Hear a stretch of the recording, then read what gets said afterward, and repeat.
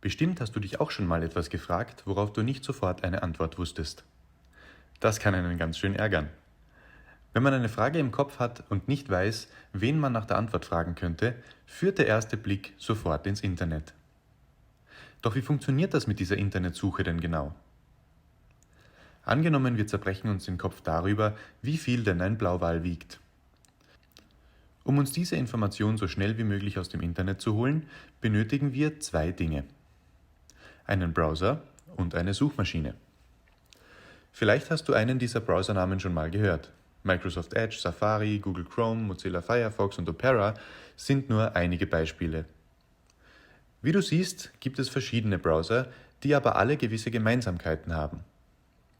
Alle Browser haben eine Suchleiste, Pfeile, um einen Schritt zurück oder nach vorne navigieren zu können, sowie die Möglichkeit, eine Seite neu zu laden.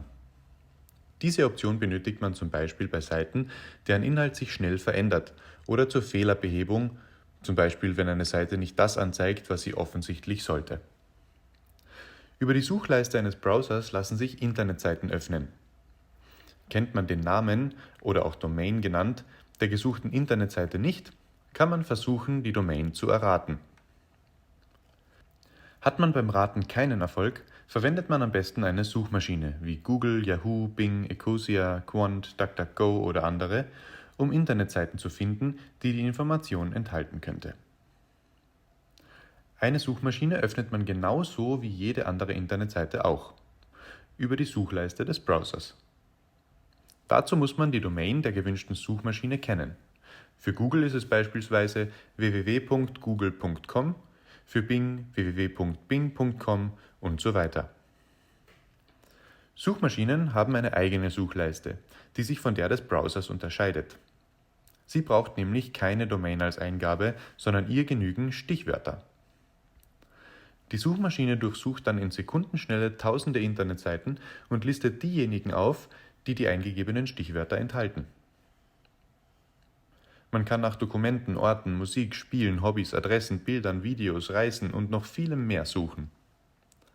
In unserem Fall interessiert uns die Frage: Wie viel wiegt ein Blauwal? Klickt man auf einen Vorschlag, wird man direkt auf die angeklickte Seite weitergeleitet. Auf dieser Seite finden wir leider nichts zu dem Gewicht eines Blauwals, also nutzen wir die Funktion des Zurückpfeils, um wieder zur Übersicht zu gelangen.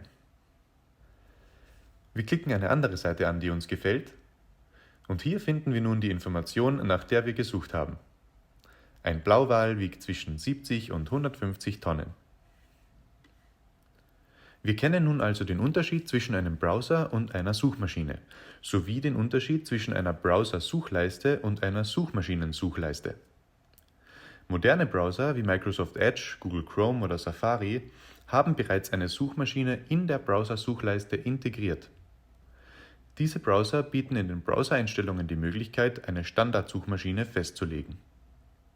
Wenn eine Standardsuchmaschine im Browser festgelegt ist und wir finden durch Erraten der Seite kein Ergebnis, müssen wir nicht extra eine Suchmaschine öffnen, sondern können die Browser-Suchleiste direkt als Suchmaschine verwenden.